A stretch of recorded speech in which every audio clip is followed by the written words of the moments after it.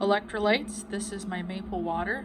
I drink lots and lots of maple water. Definitely a locovore drinking this in season.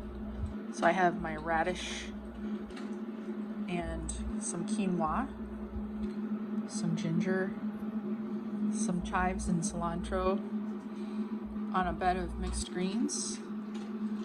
I have some brassica, some broccoli, some Brussels sprouts, a little bit of corn, some garlic in turmeric sauce, slathered in lots of olive oil, and the main, probably tasty part of the meal is chicken livers. So this is my dinner for tonight, along with my wild maple drink right out of the tap bucket.